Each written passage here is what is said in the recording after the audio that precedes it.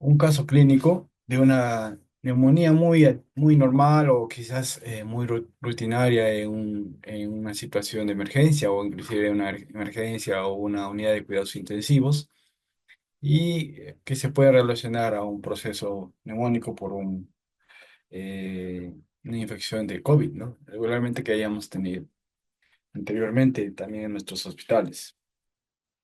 Entonces, vamos a ver un poco lo que es la historia del paciente, un hombre de 59 años que no tenía ningún antecedente previo.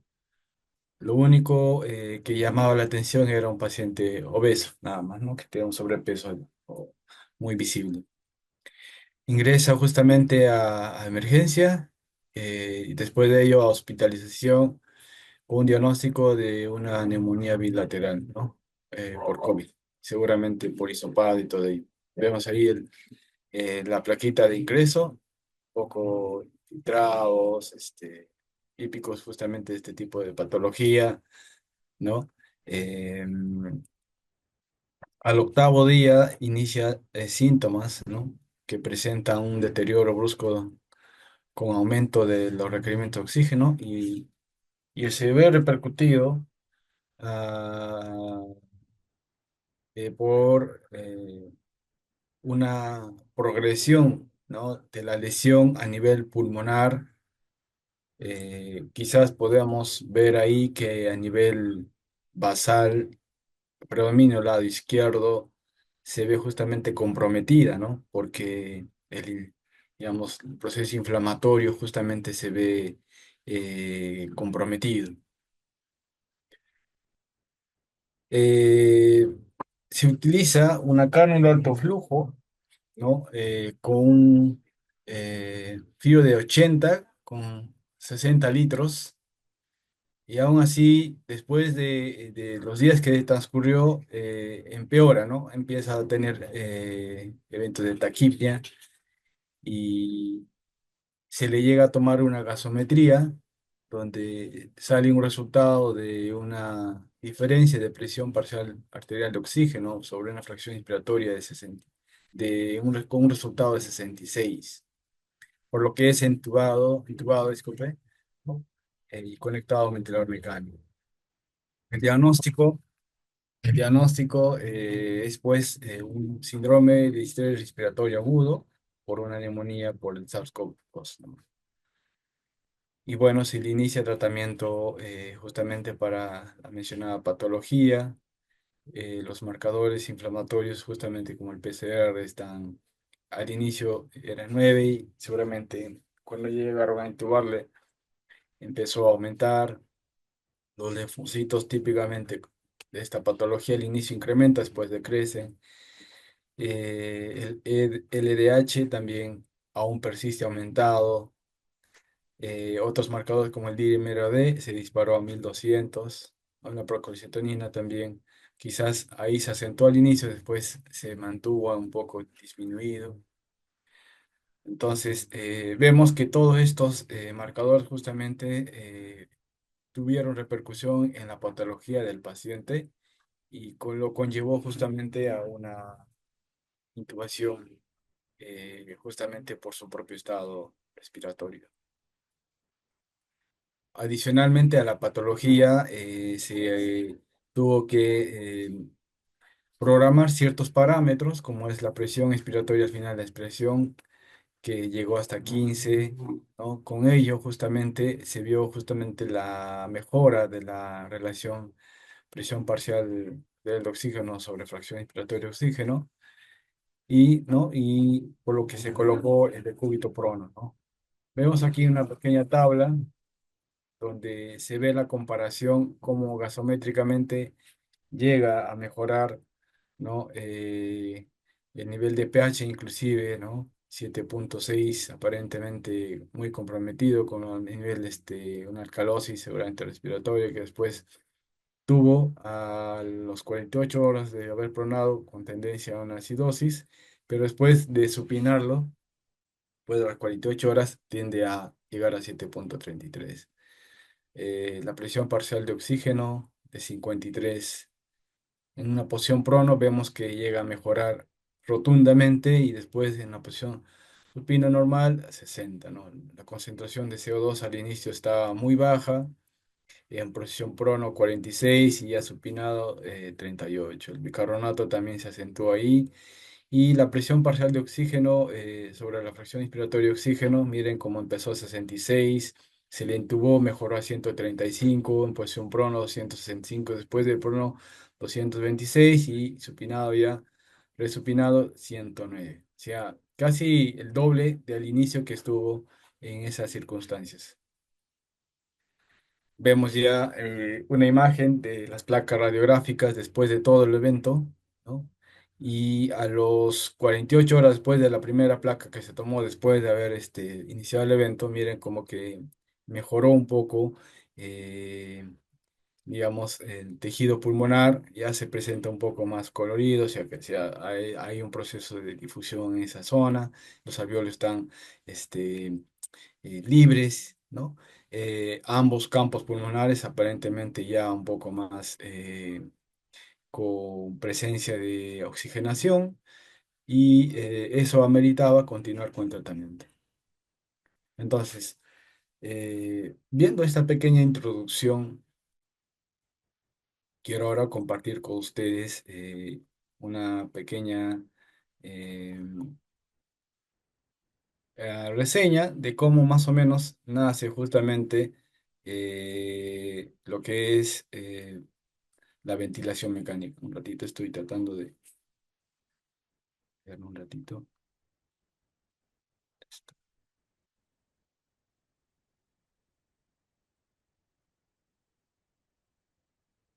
un ratito, un ratito. Entonces, lo que vamos a ver ahora es la parte específicamente de la ventilación mecánica, cómo se ha desarrollado en el transcurso del tiempo para justamente tenerlo ahora de gran utilidad justamente para situaciones como quizás la que estábamos viendo, ¿no? Entonces, para ello, compartir la diapositiva. A ver, un momento.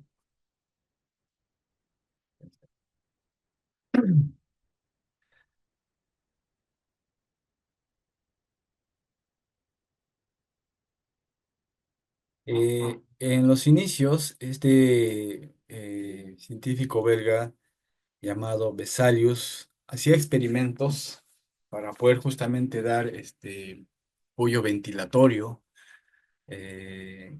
hacía experimentos con animales, ¿no? Esta es una silueta justamente que se hizo en un estudio donde se compartió los inicios de la ventilación mecánica y cómo con un fuelle, ¿no? Que al maniobrarlo con ambas manos, como que daba una cierta cantidad de volumen, ¿no? En ese tiempo no se conocía pues mucho de presión y volumen, solamente la condición era darle aire nada más, sea cual fuere el cometido, ¿no? Y ese fuelle era insertado con una caña, ¿no? Una pequeña caña por la tráquea del animal y al poder hacer ese procedimiento justamente se notaba una repercusión justamente en la oxigenación del pulmón del animal, ¿no? Y por ende traía los primeros principios para poder aplicarlo posteriormente. Ya en la época más o menos de los 1870 90 pues como sabemos inició la pandemia, ¿no? Una pandemia, una pequeña presencia justamente de polio, ¿no? Donde justamente repercutía en lo que era la función respiratoria específicamente. Entonces se empezó a diseñar, tomando ese mismo principio, ¿no? Un tal Wallace empezó a tener un experimento diseñando un pulmón mecánico, ¿no? Donde justamente tomando el mismo ejemplo del fuelle, ¿no? Se daba justamente esa presión, ¿no? Al poder instalar, se generaba una presión y al poder succionar justamente hacía que los pulmones también como que se retrayeran atrás, como si fuese uno presionando, ¿no? Uno presionando y otro comprimiendo. Y trataban de asimilar justamente, ¿no? La función respiratoria y esta se caracterizaba porque tenía una pequeña, un pequeño, ¿cómo podríamos decirle? A ver, un medidor, ¿no? Aquí justamente donde estoy marcando, donde, a ver, marcaba justamente el nivel de la presión cuando justamente hacía ese movimiento, como el fuelle, entonces se levantaba y disminuía, trataba de asimilar justamente que estaba generándose presión positiva y negativa internamente en la cámara. Entonces también se aplicaba el mismo principio que el anterior. Ya para los años 1900, Drager, la empresa empieza a tener una posibilidad de crear en unos respiradores portátiles, ¿no? Como vemos ahí, que se puedan colocar justamente en la boca y empezaba a tener justamente la generación de cierto volumen para poder expandir justamente el pulmón. Ya para los años 1928, Dawkins y Sound generan un sistema de presión negativa de uso prolongado. Ya no usan el fuelle, solamente aquí es internamente, o ya hacen un sistema mecánico donde justamente generan presión negativa, ¿no? Para justamente expandir el pulmón y después nuevamente soltarlo y nuevamente, así como el fuelle, pero ya un poco más, ya fuera de uso del fuelle, ¿no? Si solamente el uso mecánico de la propia máquina que se crea. Igualmente tenía un flujómetro donde calibraba, ¿no? El uso de la presión cuando se llegaba a ejercer. Y bueno, ya para 1930 se hace muy común el tipo de respirador air lung, o sea, el pulmón de acero, y muchos, inclusive, no recuerdas el año pasado, creo había el último paciente que lo estaba usando en Estados Unidos que falleció y él no quería justamente ese tipo de otro tipo de respiradores, porque los que conocemos ahora utilizan una intubación orotraqueal, en ese caso ese paciente que hasta el último que llegó a usarlo le era muy factible porque estaba, teoría hablando, estaba consciente y todo ello, ¿no? Entonces muchos lo usaron y fueron los principios justamente que asentó la presencia, ¿no? De la presión, tanto negativa como positiva.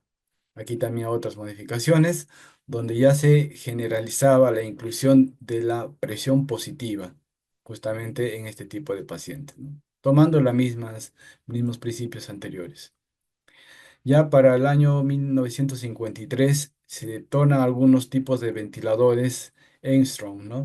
Estos se caracterizaban que ya no solamente daban, o sea, volúmenes, o sea, colocaban al paciente, sí, colocaban con un tubo traqueal, ya se había creado en ese tiempo, ¿no? Y se daba volúmenes, solamente volumen, gran cantidad de volumen, pero mayormente no repercutía en la solución del problema, sino que la mayoría de los pacientes estos fallecían justamente porque no sabían cuánto era la programación de volumen, o sea, daban el mismo volumen casi para todos y todos no, pues no tienen el mismo peso ni talla de ello, entonces llegaban a fallecer justamente por problemas secundarios como barotrauma, teletrauma y todo eso, ¿no?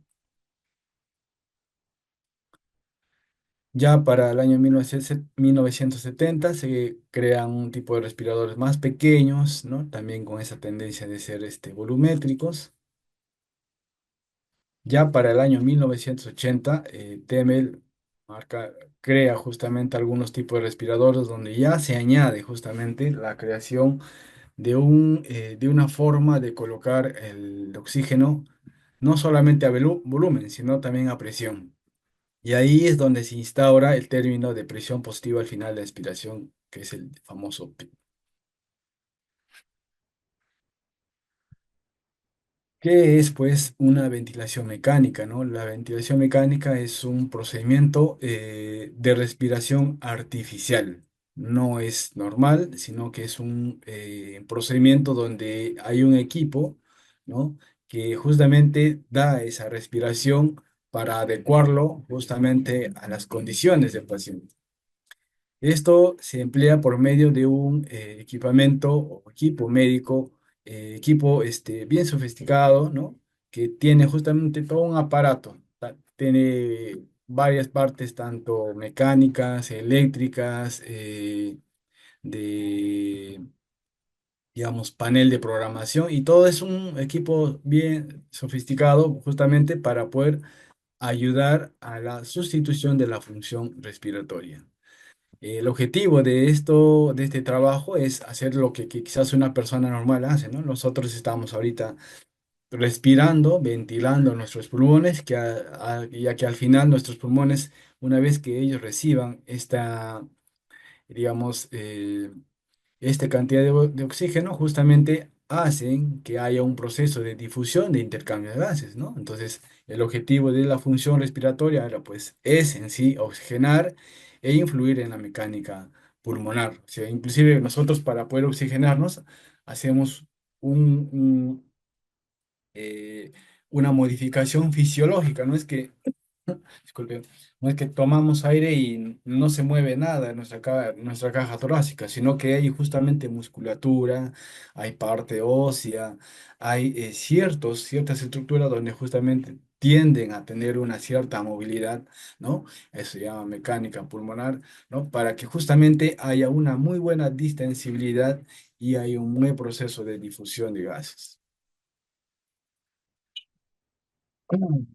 Los objetivos de la ventilación mecánica. La ventilación mecánica es un medio de soporte vital. Como veníamos diciendo en el caso inicial que compartimos, ¿no? El paciente ingresó justamente por no tener ni un problema respiratorio previo, solo sí que era obeso y justamente pues tuvo una patología. Esa patología se acentuó no necesariamente quizás en la nariz o en la tráquea, más fueron ellos el mecanismo justamente del germen que se instauró a nivel bien funcional, que es a nivel alveolar. Y es ahí donde se asentó el problema inflamatorio, y eso conllevó justamente a que todo, digamos, la masa pulmonar y aún la mecánica repercuta justamente en el deterioro de su función respiratoria. Es por eso que la ventilación mecánica es un medio de soporte vital para dar ayuda, no justamente a esa necesidad que el paciente pueda requerir. Entonces, esto con el fin de sustituir, ¿no? O ayudar temporalmente en la función respiratoria.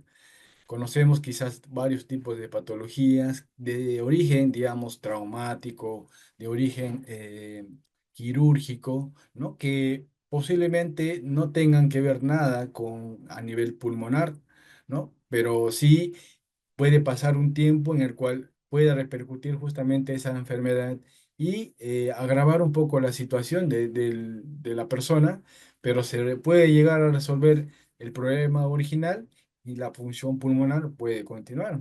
Pero a diferencia de un paciente, en ejemplo, neurocrítico, ya sea este que tenga un problema, ya secuelar neurológico o un problema traumático a nivel, digamos, de la columna cervical, este puede disfuncionar continuamente, ¿no? La función de la mecánica respiratoria. O sea, la musculatura ya no le responde por sí solo, autónomamente, o sea, espontáneamente nosotros respiramos porque nuestra fisiología respiratoria nos permite poder respirar ya sea en un rango entre 12 o 20. Quizás hagamos algún tipo de actividad física, tiende a aumentar, quizás descansamos, tiende a disminuir, o sea, es normal.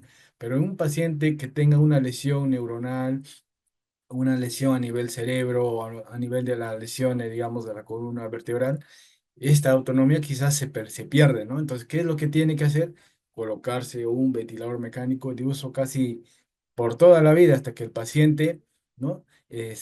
Respire casi condicionado a ello. Entonces, la función justamente de este ventilador es sustituir temporalmente o ayudar quizás por una gran cantidad de tiempo la función respiratoria.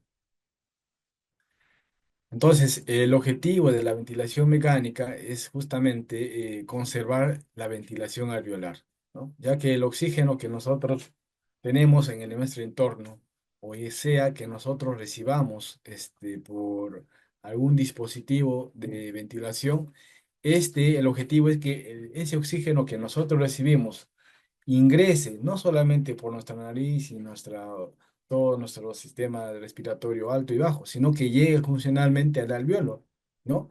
Y que ese trabajo también se sea repercutido, digamos, por la muy buena distensibilidad, el apoyo que puede dar la musculatura, tanto costal, del diafragma, ¿no? Para que justamente haya muy buena expansión y el oxígeno llegue en buenas condiciones a nivel alveolar.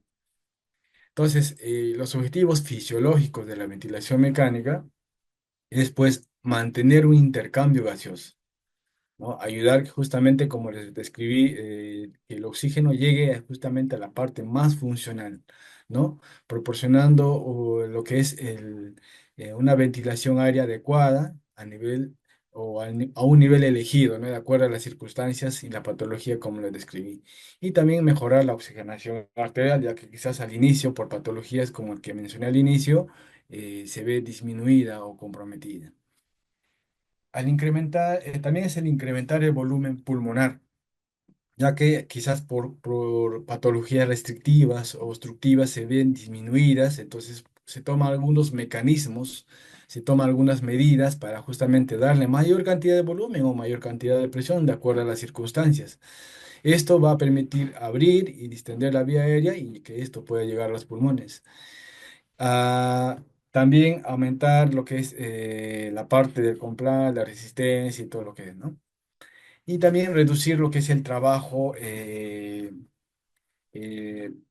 reducir el trabajo respiratorio de lo que respecta a lo que es el esfuerzo que puede hacer el paciente, ya que al inicio puede estar polimneico, como el caso que vimos al inicio, ¿no? O taquimneico. Entonces, nosotros al poder darle la oxigenación adecuada, entonces el trabajo respiratorio va a disminuir porque el oxígeno también está llegando a la mayor cantidad del cuerpo. Este es un diagrama de capacidades pulmonares, ¿no? Lo normal que quizás nosotros podamos tener como capacidad pulmonar puede conllevar a un valor mayor de 3.200. En ese valor se va a distribuir, ¿no? Se va a distribuir justamente para tratar de tener una muy buena distribución del oxígeno. Ejemplo, hay un pequeño volumen corriente que siempre está en constante movimiento. Ese volumen corriente es lo que regularmente nosotros respiramos, ¿no? Pero nosotros, al aumentar nuestra inspiración, por ejemplo, al momento, digamos, ahorita estamos respirando a un rango de 12 a 20 más o menos, pero esto puede alterarse cuando nosotros tomamos más tiempo para inspirar, ¿no? Y ese volumen más o menos puede quizás aumentar, no con un valor más o menos de 500. Vamos a poner 500 porque en líneas generales puede ser entre 400 o 500 de acuerdo al peso corporal ideal, que más adelante lo vamos a sacar, ¿no? Entonces, puede en un momento tomar una gran cantidad de volumen, ¿no? Y eso puede repercutir justamente en la capacidad pulmonar que tu pulmón puede distenderse en gran cantidad, ¿no? Entonces, grandes cantidades de volumen puede resistir nuestro pulmón. Más o menos cuánto, vemos aquí en un rango entre 500, más o menos casi tres veces o cuatro puede resistir justamente ese volumen de inspiratorio, ¿no? Tiene un tope. Pero claro, ahorita nosotros, un ejemplo a tomar, ¿no? No llegaremos justamente ni a las tres partes aumentadas de lo que nosotros vemos, sino se puede llegar a los dos o tres. Pero quizás en mecánica ventilatoria nosotros sí podemos darle, ¿no? Pero esta capacidad va a depender de cada paciente, ya sea circunscrita por la talla, por la edad, por factores que quizás pueda haber tenido. Lo mismo pasa también con la parte expiratoria, ¿no? Cuando nosotros expiramos, quizás un ejemplo, estamos cansados y un momento expiramos, pero nuevamente ese espacio, ese volumen que nosotros hayamos expirado, nuevamente con la siguiente respiración tiende a poder volver a su normalidad. Entonces, lo normal es que nosotros tenemos un volumen corriente que siempre está constante ahí, pero hay un volumen de oxígeno que quizás no va a poder quizás participar en la siguiente oxigenación. Ahora lo vamos a ver en las siguientes diapositivas que tenemos. Objetivos clínicos de la ventilación mecánica es mejorar justamente la hipoxemia, corregir la acidosis respiratoria, como vemos en el caso inicial que habíamos visto, aliviar la disnea, el disconfort que pueda tener justamente por la necesidad de oxígeno, prevenir o desaparecer atelectasias, justamente se pueden dar apoyos de volúmenes y opresión de acuerdo a las circunstancias, revertir la fatiga de músculos respiratorios. Justamente este evento aparece porque hay, digamos, hay, eh, hay poca demanda para un gran consumo de oxígeno. O sea, se necesita más oxígeno para poder abastecer las necesidades del cuerpo ¿qué es lo que hace el cuerpo? Justamente tiende a tener justamente esa forma de responder, ¿no? Justamente teníamos algunos receptores a nivel costal, a nivel de cierta musculatura, donde justamente ayudan a generar y que haya un movimiento justamente de la caja torácica para justamente adaptarse a las necesidades que se requieren. Luego también permitir la sedación y el bloqueo neuromuscular, disminución de volumen de oxígeno sistemático y miocárdico, reducir la PIC y estabilizar la pared torácica. Eh, las vías de conducción a nivel respiratorio. Sabemos que tenemos vías aéreas superiores o las altas y las bajas, ¿no? Las vías superiores altas están incluidas todo lo que es la parte de los orificios nasales, la cavidad nasal, la faringe, también la laringe.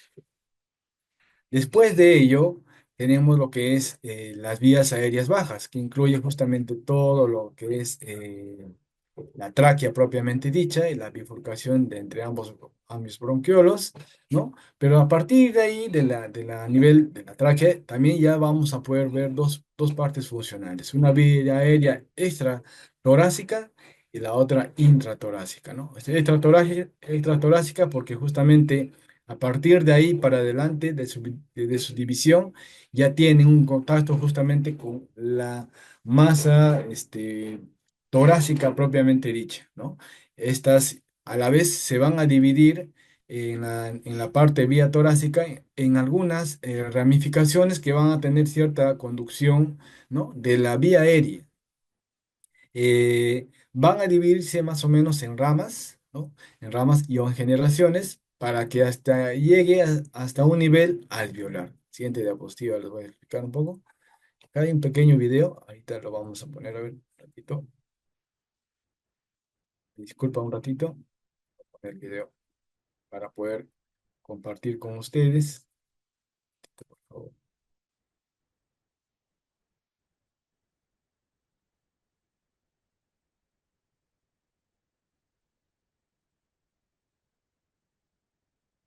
Vamos a ver este pequeño video como un pequeño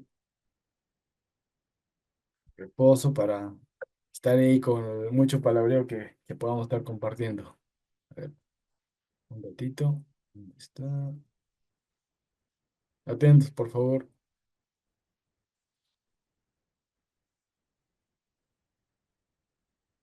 Esto es una esponja, un material lleno de pequeños agujeros que puede absorber mucho líquido. Probablemente ya sabías esto, pero si miramos la textura de los pulmones, notaremos que su textura interna no es muy diferente a la de una esponja. También está lleno de pequeñas bolsas de aire llamadas alveolos. ¿Quién lo pensaría? Pero ¿sabías que si contamos todos los alveolos de ambos pulmones, encontraríamos más de 400 millones de estos? ¡Impresionante! Y más aún, si juntamos todas sus superficies, sería suficiente para cubrir una cancha de tenis. Esos son 100 metros cuadrados. Pero eso no es todo. Envolviendo cada uno de nuestros alveolos encontramos capilares microscópicos que llevan sangre hacia y desde el alveolo para realizar el intercambio gaseoso. Si extendiéramos todos estos capilares y los pusiéramos uno frente al otro, llegarían a ser casi 1000 kilómetros de largo. Ok. Entonces, seguramente ese dato ustedes muy bien ya lo conocen, ¿no? Entonces, vemos la importancia funcional de nuestros alvéolos, inclusive la propia eh, ramificación vascular que trae también un impacto, que trae eh, una suma adicional a lo que justamente es en sí el alvéolo. No solamente es un espacio donde se aloja, ¿no? El oxígeno o donde llega en la parte funcional del pulmón, sino que está rodeado por una vasculatura donde también, si es que se llega hacia asomar, justamente trae eh, un espacio dentro de nuestro pulmón. O sea, imaginemos, sumamos el espacio en, en metros lineales tanto del alveolo como de la rama sanguínea que justamente envuelve ello. Es un espacio tremendo tenemos dentro de los pulmones, ¿no? Entonces, imaginémonos pues que un sector de este pulmón esté afectado, ¿no? Entonces, funcionalmente, si ya tenemos la cancha, entonces imaginemos que un pedazo de la cancha estaría sin usarse, ¿no? Entonces, eso es el objetivo para poder entender la capacidad funcional de nuestros alvéolos. Ahora, como les venía diciendo, la vía de conducción a nivel alveolar no solamente termina con el alveolo, sino cómo se ve agregado ahí. ¿Ya? Entonces, ay, disculpe. El árbol bronquial se ramifica en bronquios que poseen cartílagos en sus paredes, ¿no? Más o menos desde la bifurcación, la primera, la segunda y la tercera generación son casi bronquiolos un poco más gruesos. Ya desde del bronquiolo 4 hasta el 16 son llamados bronquiolos de generaciones. O sea, ya de ahí es como que se van a ramificar muchos más. Entonces, imaginémonos que del 16, o sea, los bronquiolos de ramas 16 para adelante, van a nacer, sería como una plantita y ahí por todos digamos, sus hojitas, imaginemos, ¿no? Entonces, del 16 se van a ramificar muchos más. Se van a ramificar muchos más. Entonces, la zona del pulmón va a depender justamente del bronquiolo terminal. Del bronquiolo terminal. 16 para adelante ya se conocería justamente una zona donde el tránsito del oxígeno va a verse repercutido a nivel del alveolo en la parte distal. Entonces, de cada saco alveolar que termina del 10 al 16, los alvéolos donde se efectúan la transferencia de gases. Casi desde el 16 para arriba es casi el determinante para que cuando se llegue justamente a oxigenar a nivel alveolar, ¿no? El resto puede ser quizás, o sea, las generaciones anteriores pueden tener cierta libertad porque son de gran calibre y son de fácil, digamos, acceso a lo que son los bronquios o los bronquiolos o los bronquios. Estos por ser muy pequeños y no tener justamente zona cartilaginosa, sino son casi musculatura. Entonces, al tener algún tipo de reactividad, inflamación, se ven repercutidos, especialmente los sacos alveolares. El intersticio, el tejido conjuntivo en donde se encuentran los capilares formando un retículo que se envuelve a los alvéolos. Es el tejido que justamente está propiamente dicho a nivel alveolar, ¿no? El intercambio de gases se realiza a través del epitelio alveolar y el entelio capilar, cada estrato con sus respectivas membranas basales. Entonces, el tejido conjuntivo en donde se encuentran los capilares formando un retículo que envuelve las alveolas. Vemos aquí el tejido, ¿no? El tejido que justamente puede envolver a los alvéolos, ¿no? Se llama tejido conjuntivo. Ese tejido se conecta a un espacio intersticial y este a su vez se conecta a un tejido endotelial, capilar, arterial, donde ahí se hace, ¿no? La conexión de ambos, se hace un intercambio de lo que son los gases. El intercambio de gases se realiza a través del epitelio alveolar y el epitelio endotelio capilar, en cada estrato con sus respectivas membranas basales. Esta es una pequeña silueta. Vemos los dos tipos de neumocitos, los neumocitos tipo uno y los neumocitos tipo 2, ¿no? Los neumocitos tipo eh, 1 y 2 justamente se encargan justamente del tapiz de este tejido conectivo y a la vez se encargan de la segregación de un líquido llamado surfactante que permite justamente la distensibilidad de este endotelio y evita justamente que éste se colapse. A la vez también son liberadores de ciertos neutrófilos que se encargan de fagocitar ciertos, digamos, gérmenes, partículas que puedan, digamos, visitar o llegar a esa parte funcional del alveolo, ¿no? Entonces, al haber una presencia de digamos, de un patógeno, como vemos aquí, ¿no? ¿Qué es lo que hace el neutrófilo? Justamente va y ataca, ¿no? Justamente a ese germen. A veces ese germen es desconocido, como el caso del SARS-CoV-2, un ejemplo que teníamos no hace mucho, ¿no? Era un germen desconocido, no había vacunas y todo ello, ¿no? Entonces el germen era muy resistente, también generaba enzimas de defensa, ¿no? Ante la presencia de estos neutrófilos y estos los eliminaban. Y al llegar al epitelio, propiamente dicho, del alveolo, esto lo destruían, ¿no? O disminuían, digamos, el grosor de los epitelios, inflamándolos, muchas veces generando secreción serosa, después quizás con sanguición en el epitelio. Y esto justamente dañaba la parte membrana y le traspasaban la parte capilar, produciendo muchas veces procesos inflamatorios, inclusive procesos sépticos sistémicos, ¿no? Que dañaban a nivel renal y cerebral y cardíaco inclusive. Entonces, vemos la repercusión y la necesidad funcional que tiene justamente un alveolo y que a la vez este está estructurado, ¿no? Por compuestos como leucocitos tipo uno tipo 2 que generan surfactante, que generan ciertos leucocitos en el cual van a ayudarnos justamente en lo que es la protección propiamente dicha del alveolo. Les mencionaba que a veces este tipo de pacientes, por la gran demanda que tenían, ¿no?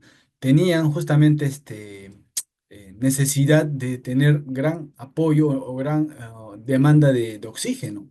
Es por eso que al nivel del centro vulvar se generaba, ¿no? Se genera justamente el centro de la respiración y es ahí justamente donde se llega, ¿no? Ciertos estímulos de quimioreceptores que se encuentran justamente en musculaturas, como el caso del músculo intercostal interno, ¿no? Donde digamos, el centro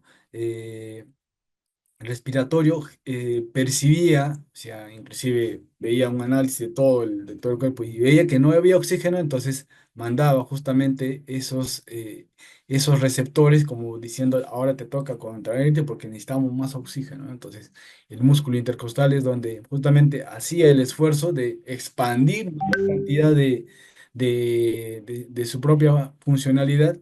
Y ahí es donde nosotros justamente veíamos, ¿no? El tiraje costal, ¿no? Y también el apoyo del diafragma justamente para que haga mayor sincronismo con el esfuerzo que hacía esta musculatura intercostal, tanto interna como externa, ¿no? Pues justamente para producir estímulos tanto en la inspiración como también en la expiración. Vamos a hablar un poco ya de términos de la ventilación. Creo que ya hemos entendido un poco lo que es la parte de la fisiología, un poco recordando. ¿Qué es ventilación alveolar?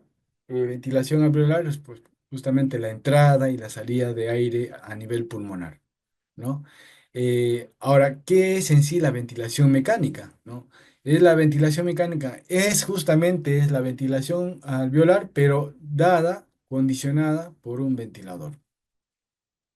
En la anterior, justamente no va a haber algún cambio adicional de presiones, de volumen. Un ejemplo, cuando uno corre, no es que va con su oxígeno para darse más oxígeno, sino justamente se adecúa a esta forma fisiológica de que el centro regulador de la respiración, si es que haya una demanda de oxígeno, un ejemplo, cuando uno empieza a trotar, ¿no? Entonces hace que haga un mayor esfuerzo a nivel muscular y capte mayor cantidad de oxígeno hasta que se regule y nuevamente vuelve a su estado normal. Pero ¿qué pasa cuando justamente se pierde esa condición? Ya sea porque haya un problema neurológico, séptico, o que el paciente justamente ya haya un agotamiento muy visible, ¿no? Entonces se necesita un apoyo adicional, ¿no? Es el producto en sí de la ventilación mecánica, es el producto de la interacción entre el ventilador y el paciente. Ahí sí ya se requiere el apoyo de ciertos parámetros. Ya sí se requiere darle volumen, darle presión, en cuánto tiempo, cuánto flujo y todo ello. Eh, Hablamos sobre el espacio alveolar y el espacio muerto fisiológico, ambos lados muertos, ¿no? Ambos, espacio muerto alveolar y espacio muerto fisiológico. Regularmente el volumen que nosotros tenemos, al poder tener como un volumen corriente normal, ¿no? Sin hacer una inspiración o expiración forzada, ¿no? Más o menos es 500. De esos 500, más o menos llega justamente a nivel alveolar un promedio entre 350, ¿no? Y en 150 podría quedarse quizás a nivel del espacio muerto. Ahorita lo voy a explicar en esta pequeña imagen. Ahí está. Entonces, nosotros al poder inspirar un volumen más o menos de 500, ¿no? Al inicio de nuestro proceso, un ejemplo, cuando nosotros queremos inspirar oxígeno, a nivel de nuestra cavidad nasal, laringe, faringe, tráquea y toda la estructura de la ramificación bronquial, inclusive propiamente el alveolo, ya está oxigenado con cierta cantidad de oxígeno, ¿no? Entonces, cuando nosotros queremos inspirar, eh, cuando nosotros vamos a inspirar, es como un ejemplo, para poder entenderlo, estamos en la sala de nuestra casa y sentimos un poco de calor, ¿no? Y queremos ir a nuestro cuarto, ¿qué hacemos? Abrimos la puerta y sentimos más calor quizás. Y queremos para ventilarlos, abrimos nuestra ventana. Y una vez que abrimos nuestra ventana, sentimos una corriente de oxígeno, de aire, que ingresa justamente y lo sentimos dentro de nuestro, digamos, de nuestro rostro, de nuestras manos, ¿no? Y sentimos que ingresa, pero el contenido del oxígeno ambiental que está rodeado de nuestro cuarto, de nuestra sala, tiende justamente a hacer un cambio, ¿no? Ingresa oxígeno nuevo y sale el oxígeno a nivel a la parte externa, para justamente tener un equilibrio de gases y que todo haya un equilibrio tanto del gas o del oxígeno ambiental con el oxígeno que ahora está comportándose o se está compartiendo con nuestro cuarto o nuestra sala. Entonces, cuando nosotros inspiramos, justamente no hacemos que el oxígeno de nuestra nariz, que ya quizás puede estar ocupado con oxígeno, ¿no? Se retire, sino que ingresa una cierta cantidad y sale propiamente dicho, ¿no?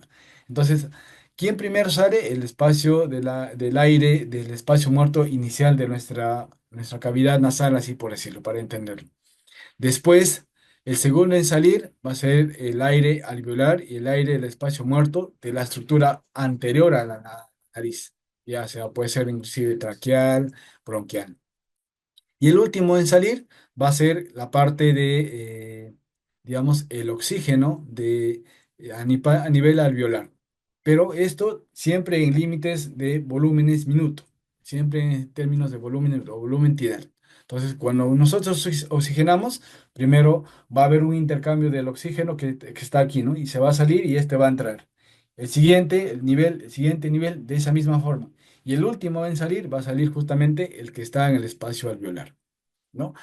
Pero entonces cuando dejamos de hacer ese proceso y hacíamos un análisis, siempre va a quedar un espacio en toda esa estructura de de nuestra estructura de nuestro sistema respiratorio. Entonces, todo ese volumen de 500, más o menos 350 va a quedar en toda nuestra estructura y 150 en promedio va a llegar a nivel de nuestro alveolo, donde va a hacerse ese proceso de difusión de gases.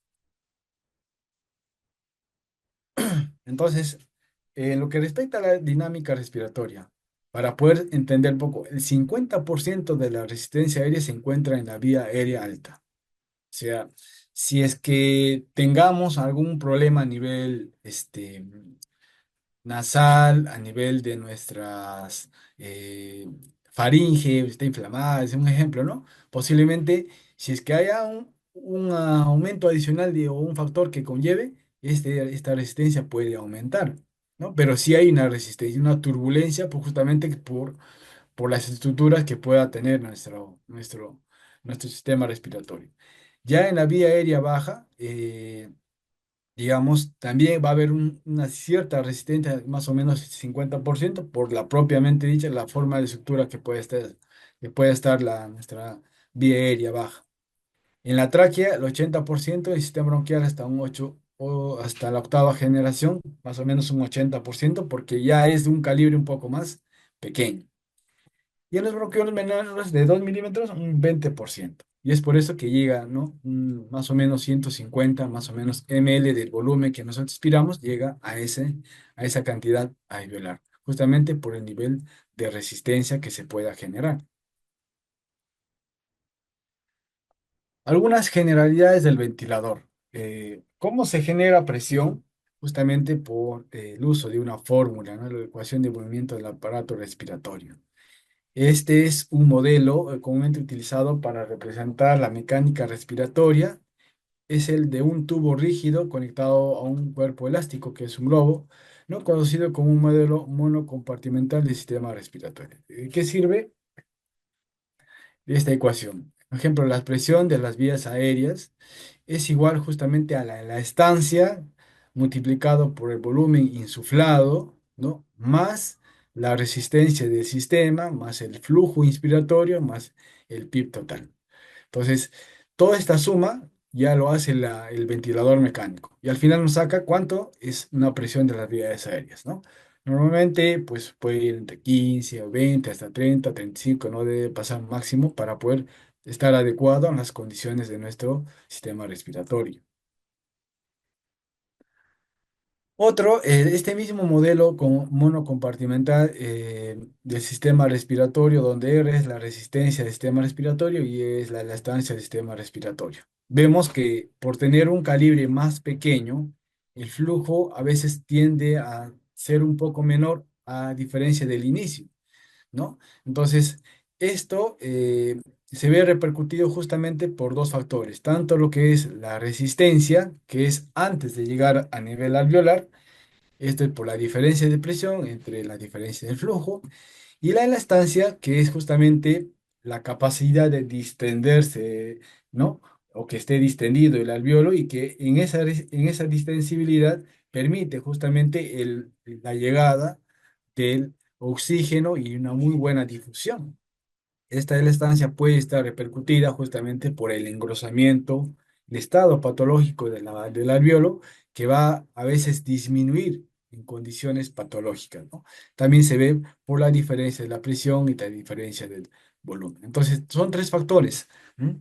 Presión, volumen y flujo.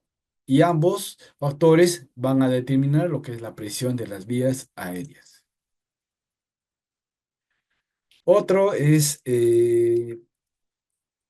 la diferencia de presiones por la resistencia y también lo que es el flujo inspiratorio. ¿De qué determina? Por ejemplo, la presión inspiratoria va a depender justamente en aquí, ¿no? Cuánto es la capacidad de que va a generarse ese volumen para poder llegar hasta una presión pico, ¿no?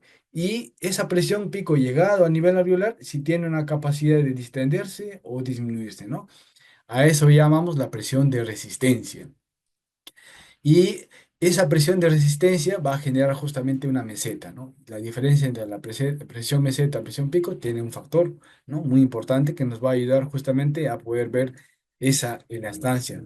Y de la presión meseta hasta el nivel disminuido antes de la PIP, justamente es lo que es la presión elástica o el drive pressure.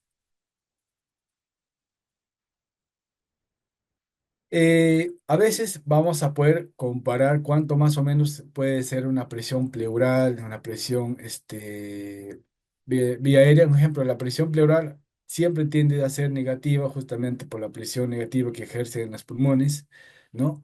A veces tiende a aumentar cuando nosotros inspiramos. Igual, ¿no? Cuando expiramos, tiende a aumentar, disminuir en ese rango, ¿no? Pero ¿qué pasa con la vía aérea? Siempre va a ser positiva, ¿no? Porque se genera justamente el ingreso de oxígeno, siempre se genera una presión positiva, ¿no? Hasta una cierta cantidad y llega a un pico y nuevamente desciende. Nuevamente va a ser en ese mismo rango, ¿no? Entonces, la presión de las vías aéreas siempre va a generar una presión positiva. A diferencia ya internamente de nuestra presión pleural, que siempre va a ser negativa por la cavidad cerrada justamente que se encuentra ahí. Algunos factores cardiovasculares que van a atribuirse justamente a la presencia de la presión a nivel de las vías aéreas es la precarga eh, en el volumen diastólico, ¿no? Eh, tiende a disminuir en esas circunstancias. En el ventrículo derecho, disculpe, la precarga en el ventrículo derecho tiende a disminuir porque justamente el aumento de presión hace que también no repercute en el pulmón, sino también en la silueta del corazón, recibiendo poco cantidad de volumen y la precarga se ve disminuida. También el retorno venoso, que puede causar hipovolemia, por eso los mayores pacientes que tienden a estar con apoyo ventilatorio, ya sea que esta puede estar específicamente con presiones adicionales en el monitoreo, en el ventilador mecánico, tienden a repercutir justamente en que estos estén siempre con tendencia a la hipovolemia. En pulmones normales, la poscarga del eh, ventrículo derecho no se modifica. En los pulmones patológicos rígidos suben la resistencia vascular pulmonar y por ende la poscarga también. Otro efecto es el llenado del ventrículo izquierdo bajo por incremento de la poscarga del ventrículo derecho, desplazamiento anómalo del septum intraventricular, reducción por ende del gasto cardíaco por el factor inicial que está el llenado de la poscarga comprometida. Y estos cambios se hacen menos pronunciados durante la expiración, tanto en la expiración intratorácica que es igual a casi a la presión atmosférica. Bueno, vamos ahora a entrar a la fase de la ventilación. Sabemos la parte de la insuflación, o sea, cuando nosotros inspiramos, genera un movimiento del oxígeno que es captado por la fosa nasal y llega justamente a nivel alveolar. A nivel alveolar, justamente el proceso es la generación de una gradiente de presión, se hace lo que es la difusión de gases, ¿no? Este proceso, disculpe, que llega a la nivel alveolar, puede generar una cierta presión, lo puede llamar una presión máxima, ¿no? Que es igual a una presión pico. La presión meseta es el gas introducido, es mantenido en una pausa, ¿no? Una pausa inspiratoria, donde se va a tratar de homogenizar si es que haya un desequilibrio, ¿no? Entonces, cuando hay una homogenización, significa que la distensibilidad ante la resistencia que se haya tenido se ve equilibrada en todos los pulmones en los pulmones, entonces se ve un valor específico y según eso se hace una lectura.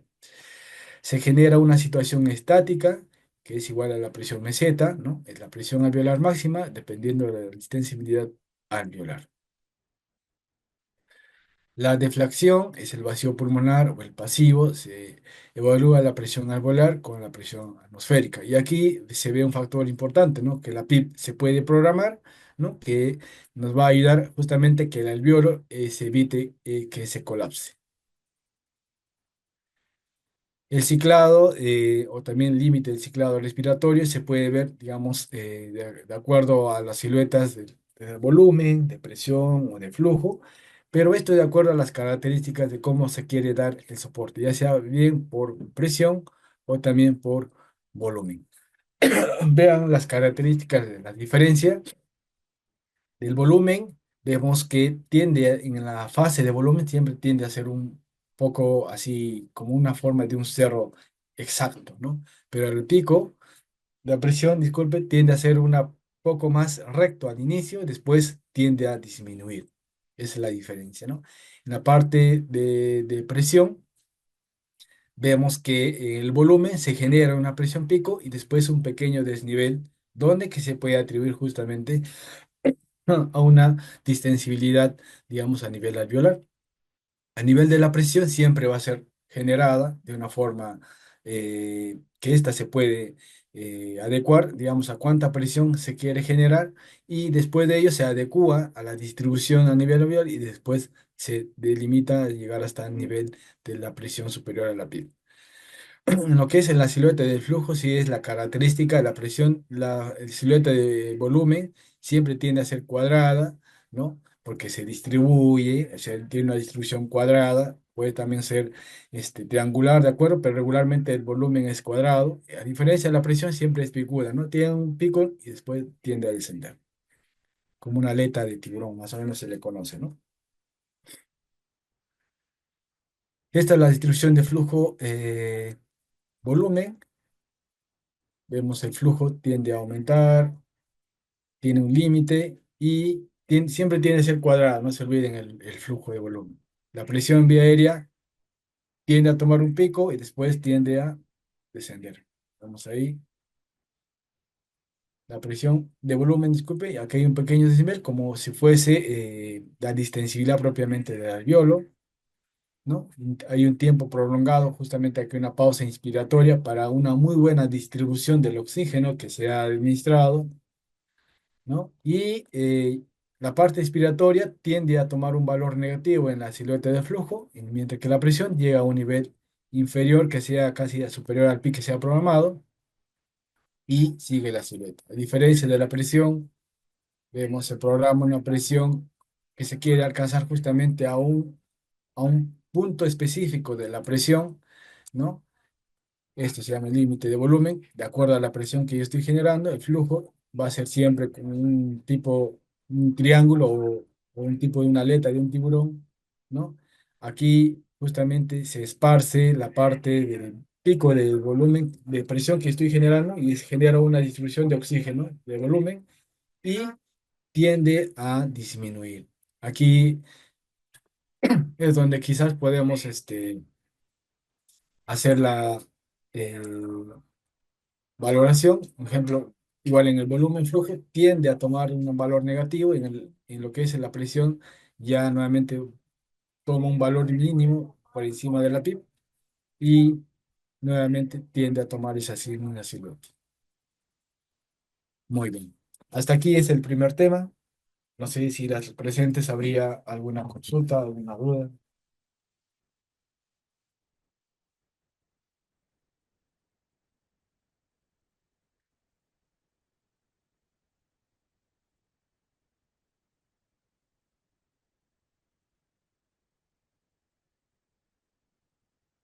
Creo que pueden quizás hacer su consulta por medio eh, del chat que puedo ayudarles a poder contestar la, la consulta.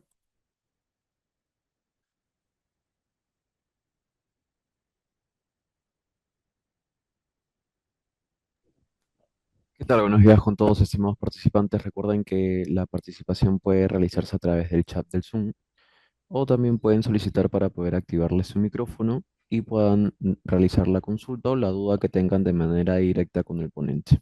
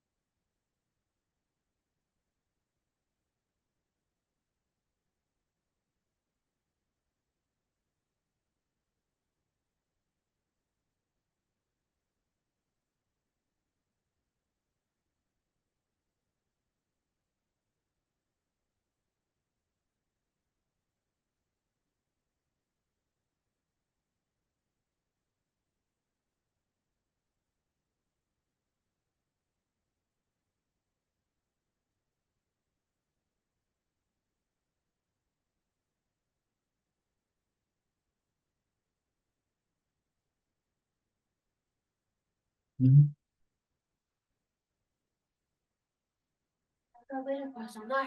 Bien, muy bien.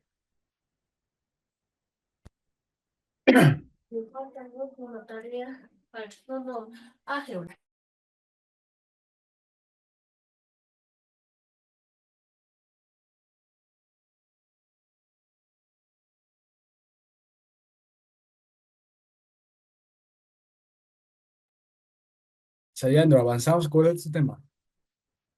Ah,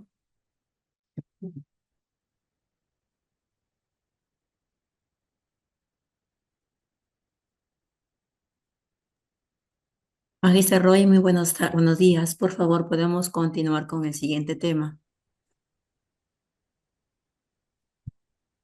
ok, listo. Sí, por favor, se puede ir compartiendo su ayuda visual. También recordarles que se ha compartido en el chat el link de asistencia. Voy a volver a compartir para aquellos que no han podido registrar sus datos. Ok, vamos entonces con el siguiente tema.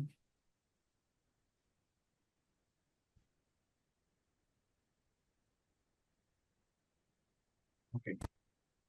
Bueno, ya hemos dado un poco del contexto de lo que es la ventilación mecánica. Y aquí quería subrayar algo importante antes de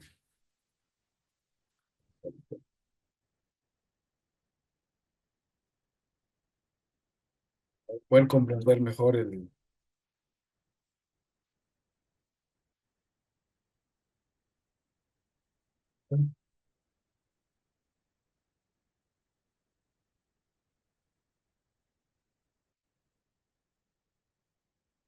Voy a compartir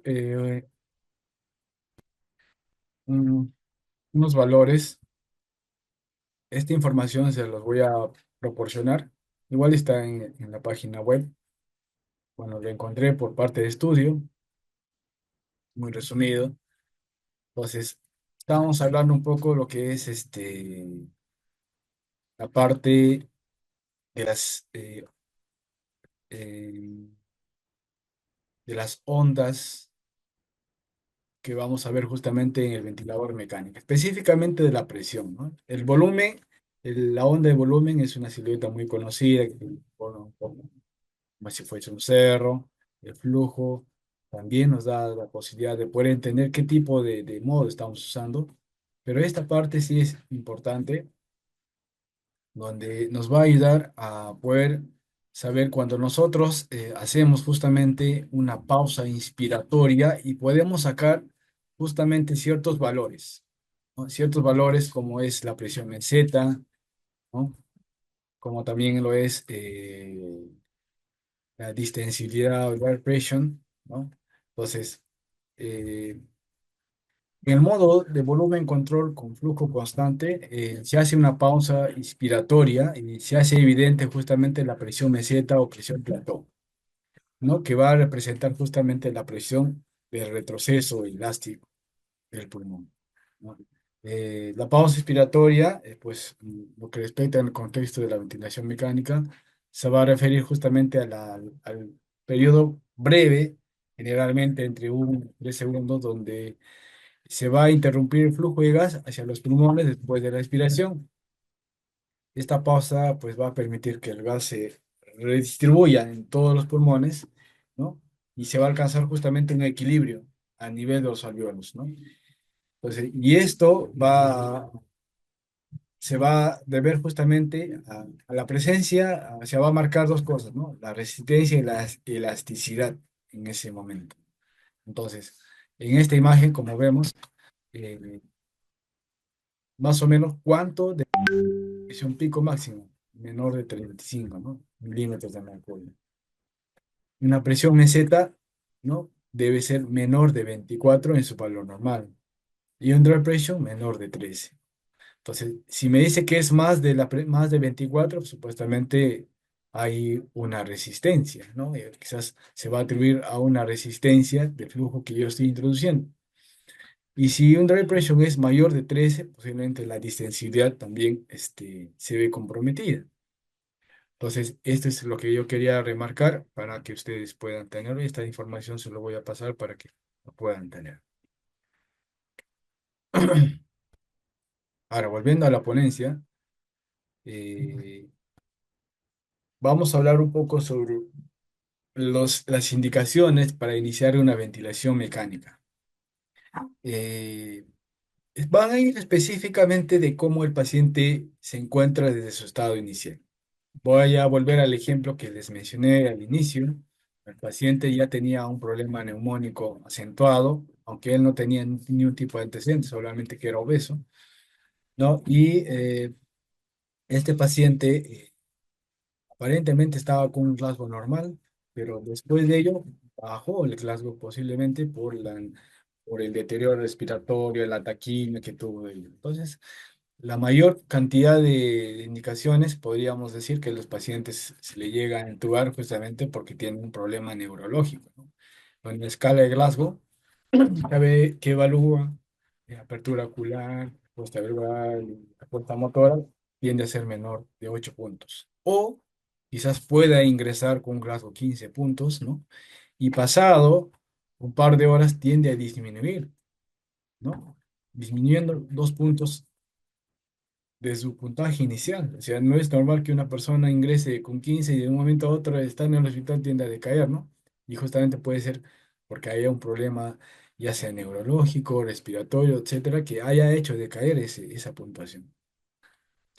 Esto va a ir relacionado que para evitar un deterioro neurológico que comprometa funciones respiratorias, cardíacas, ¿no? Puedan producir episodios de apnea, ¿no? Obstrucción de vía aérea, deterioro neurológico, que esta justamente condición, si es que no se llega a tratar, puede producir episodios de hipoxemia, ¿no? O hipoventilación que haga que la oxigenación a nivel cerebral sea comprometido, ¿no? Alta probabilidad de obstrucción, aspiración o falla ventilatoria, un PEC severo, un trauma facial, cervical, o también pacientes que tengan un tipo de quemadura que compromete justamente su función respiratoria. Claro que una quemadura de pierna o de brazo, ¿no? No repercute específicamente en alguna condición respiratoria, a menos que la persona no sea tan tolerable al dolor y empiece a repercutir en su función respiratoria, ¿no? Hay que evaluarlo. Por eso hay que ver si la escala de Glasgow tiende a bajar. Y esto va a irse repercutido justamente por lo que es valores gasométricos.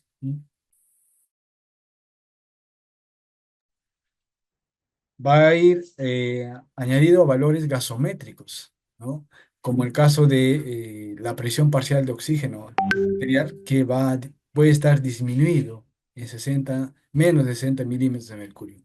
Este valor ya no me garantiza una oxigenación mínimamente, aunque sea de saturación de 90%, por ende se ve comprometida la parte de la oxigenación a nivel corporal. La saturación es menor de 90 a 88, ¿no? Que justamente se requiere un suplemento de oxígeno, ya sea de bajo o alto flujo, de acuerdo a las circunstancias o requerimientos del paciente. También hay algunos pacientes por la condición de apnea o obstrucción viaria pueden tener, digamos, episodios de hipercapnia con valores mayores de 50 milímetros de mercurio, ¿no? Una PCO2 de mayor de 50 y que esta se ve repercutido con aumento, una disminución de la concentración de iones de hidrogeniones, de lo que es el pH, ¿no? Con un nivel de acidemia. Otros requerimientos para la intubación pueden ser porque el paciente justamente va a entrar a un quirófano y va a requerir justamente el apoyo de sedación y va a tener que ser anestesiado, analgesiado y sometido a una cirugía, ¿no? También el transporte de un paciente de riesgo inminente, compromiso neurológico o riesgo severo, por ejemplo, paciente que tuvo un accidente de tránsito en provincia y por su circunstancia va a tener que ser trasladado a vía aérea. Entonces, de hecho, ¿no? Hay que salvarle la vía aérea o mantener la vía aérea permeable para repercutir en el resto de las funciones, entonces se tiende a intubar. Procedimientos diagnósticos terapéuticos como una broncoscopía si es que se lo requiere.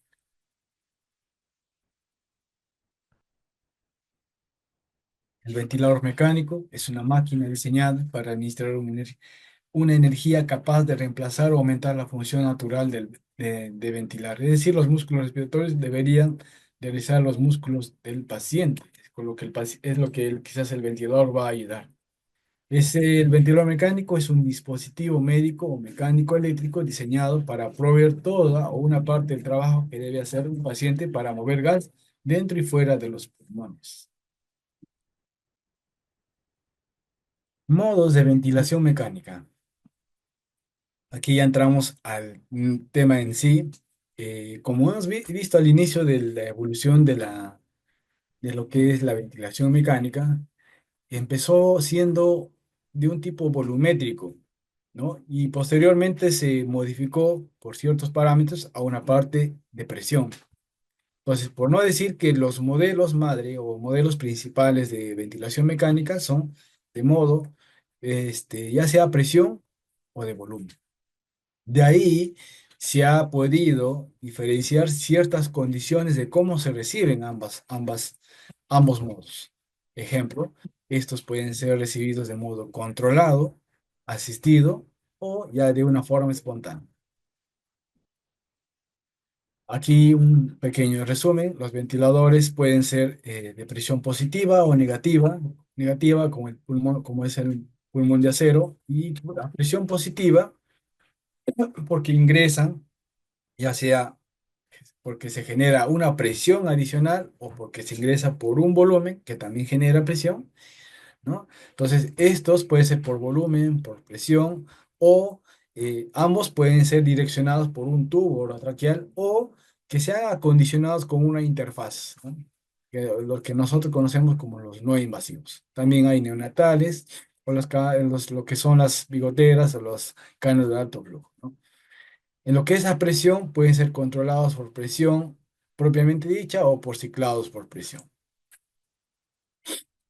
Controlado es como el control remoto, ¿no? Sustituye totalmente la función. O sea, un ejemplo, ustedes tienen un control remoto, pueden apagar, prender, cambiar el canal, volumen, ver la nitidez de la pantalla, etcétera, ¿no? Muchas funciones. Este modo controlado, como les venía diciendo, se puede atribuir al modo principal, ya sea por presión o por volumen. Los modos asistidos suplen una función parcial. Vemos ahí un ejemplo, una persona que está abriendo la boca y la enfermera está introduciendo el alimento por la boca, ¿no? Le decimos, señora, abre su boca y se introduce. ¿Quiere más? Sí, ¿no? Entonces hacemos ese mismo procedimiento. ¿Qué es lo que hace un modo asistido? Asiste ante la necesidad de que la persona requiera el esfuerzo. Modos como el que tenemos ahí, la ventilación mandatoria, intermitente y sincronizada. O sea, da de una forma intermitente, o sea, periódica, pero sí sincronizada con la respiración que el paciente puede estar generando. Y los espontáneos pueden ser en función a la respiración conservada. Estos pueden ser por el CPAP, BiPAP, la presión soporte, o que quizás propiamente que estén con un tubo entero, acondicionados con un Venturi de acuerdo a las características. Un modo ventilación mecánica asistida, se genera siempre una presión en la vía aérea en una cuestión de tiempo, ¿no? Vemos cómo se empieza a un nivel cero o a un nivel peak que se pueda colocar, ¿no? Y hay un pequeño desnivel, que significa una presión negativa que el paciente ha iniciado una inspiración propia. Después se genera un aumento del volumen o de presión que se puede haber programado el ventilador, en este caso es de volumen, vemos, y tiende, después de haber recibido el volumen, hay una cantidad de presión general, tiende a poder pasar la parte de la expiratoria. Todo lo que hemos iniciado hasta aquí es la parte inspiratoria. Aquí se distribuye y baja un nivel ya yendo a la parte expiratoria.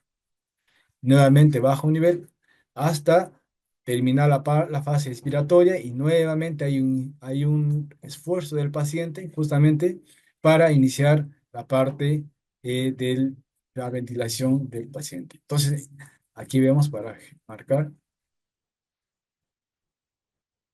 vemos esta pequeña silueta que puede ser a veces no tan medida como que quizás, o sea, no tan en igualdad en tamaño, pero sí se ve al menos ese pequeño desnivel que es el esfuerzo inspiratorio que hace el paciente al generar ese esfuerzo, ¿no? Un ejemplo, cuando ustedes generan, toman aire, están succionando y es una presión pequeña negativa que genera el paciente para justamente decirle al ventilador, quiero respirar. Entonces, en función a la programación, el ventilador da ese volumen y genera justamente una presión en la vía aérea y en una cantidad de tiempo.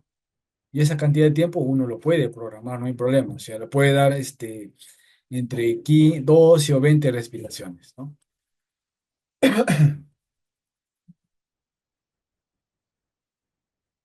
Este modo intermitente sincronizado, voy a poner la silueta, quiero que vean para diferenciar cuál es la silueta del paciente y cuál es la silueta del ventilador. La del ventilador es fácilmente esta la que genera una presión pico estándar y las que no son más pequeñas que ellas son las respiraciones que da el paciente, ¿no?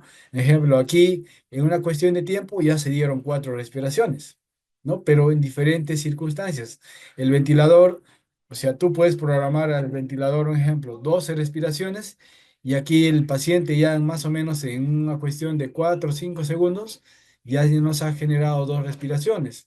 Entonces podría ser, o sea, pero yo programo 12 y al final el paciente puede dar 8 respiraciones en ese rango de tiempo, entonces sería 20 respiraciones que el paciente ya estaría recibiendo en este modo ventilatorio.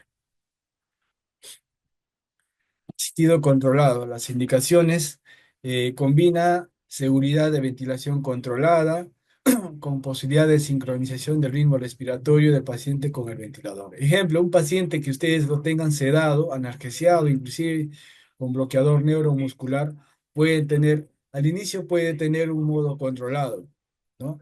Ejemplo, si ustedes tienen un paciente con bloqueador neuromuscular, les apuesto que no va a hacer ni un esfuerzo respiratorio a menos que quizás el paciente está recibiendo dosis pequeñas de bloqueador neuromuscular.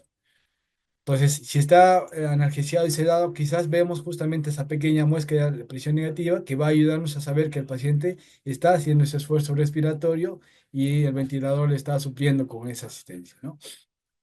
También va a asegurar el soporte ventilatorio en cada respiración, reduce la necesidad de sedación y previene la atrofia de los músculos respiratorios. Justamente va a ayudar a avisar al médico o al enfermero que ese pequeño desnivel que vemos ahí nos va a indicar que el paciente ya está haciendo ese esfuerzo. Y quizás está acoplado o no, ya lo vamos a ver cómo lo maneja en el transcurso del turno. Algunas desventajas, eh, se genera un trabajo excesivo si el impulso respiratorio es alto y el pico de flujo o la sensibilidad no es adecuada. O sea, a veces vamos a tener que graduar justamente cuando haya un pequeño esfuerzo, entonces el paciente va a querer adicionalmente un esfuerzo adicional, entonces lo que va a generarse es una presión pico un poco más elevada, ¿no? Y entonces el ventilador te va a decir pico alto, ¿no? Y ese pico también va a generar una disminución, un aumento del flujo, porque está introduciendo un poco más del volumen de oxígeno adicional que pueda tener. Eh, en, dis- en des- en despiertos, los pacientes, la duración de ciclos no coincide con la programación del ventilador, por lo que hay que sedar al paciente. O sea, es lo que nos va a avisar justamente, ¿no? Algunas circunstancias el paciente va a ayudarnos a que, quizás no va a ayudarnos, sino que va a conllevar justamente a que los pacientes tengan una alcalosis respiratoria, ¿no? Los pacientes están hiperventilando, entonces, entonces la concentración de CO2 va a disminuir y eso va a conllevar justamente a una alcalosis respiratoria. Puede aumentar el atrapamiento aéreo y aumentar lo que es la PIP. El SIM, el modo intermitente sincronizado, va a ayudarnos justamente en el retiro de la ventilación mecánica, asegurar un nivel mínimo de ventilación. En este caso, va a mandar un volumen mandatorio prefijado, ¿no? Porque ya, como hemos visto, a veces el ventilador nos da un volumen normal, pero a veces el paciente da volúmenes pequeños, ¿no? Entonces va a adecuarse más o menos a cuánto volumen máximo vas a recibir Y si es que hace respiraciones más profundas, posiblemente va a sonar el ventilador, diciendo que hay una presión pico alto o volumen alto que el paciente está recibiendo. Entonces vamos a tener que adecuarlo para que el paciente no haga ese esfuerzo adicional. Realizar trabajo respiratorio variable según su propia demanda y capacidad, pudiendo oscilar desde el soporte mecánico total a una respiración espontánea completa, ¿no? De aquí el proceso es que el paciente se adecue a ese volumen y posteriormente se vaya bajando poco a poco la presión control y también la presión soporte.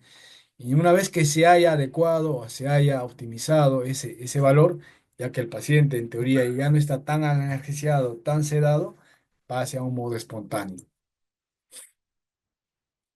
Las limitaciones principalmente es ventilación espontánea inadecuada por parte del paciente. A veces no se va a adecuar, quizás porque esté despierto, va a querer que el paciente respire solo, inclusive va a querer quitarse el tubo orotraqueal. No garantice disminución del trabajo respiratorio. No ha demostrado acortar el tiempo de destete con respecto al del tubo en tubo en T ni en CPAP. O sea, algunos médicos ya no toman inclusive este modo, van directamente a una presión control baja y ponen un CPAP, ¿no? Un modo presión soporte para justamente adecuar ya para el destete, ¿no? Ahí necesita un apoyo inspiratorio para el destete. Hay algunos criterios para poder valorar justamente si el paciente justamente necesita o no la ventilación mecánica. Como les venía diciendo, el estado de conciencia es un muy buen indicador, tanto también para la intubación como también para la extubación. El paciente está agitado, confuso, inquieto, ¿no? Entonces, si está el paciente en estas circunstancias, le va a ser difícil de extubar. Posiblemente recaiga a una posible nueva intubación porque el paciente no está colaborando, no está, digamos, en esas condiciones para poder retirar el ventilador mecánico. También hay que ver el trabajo respiratorio. En algunos casos es excesivo, donde las respiraciones tienden a ser mayores, inclusive a 20, 25, inclusive tienden a ser a 35, o algunos tienden a provocar y están hipoventilando porque están sobresedados o sobreanestesiados, ¿no? Entonces, todo ese trabajo, en el caso de lo que pacientes tienden a tener taquipnias, ¿no? Entonces, tienden a verse, digamos, visiblemente con un tiraje o uso de la musculatura accesoria. Y también signos faciales de necesidad de dolor o de intranquilidad y todo ello. Otros vemos la sincronía que hay justamente entre el ventilador y la musculatura del paciente, ¿no? Inclusive hay algunos que tienden a tener uso de la musculatura abdominal, algunos distendidos y todo ello, ¿no?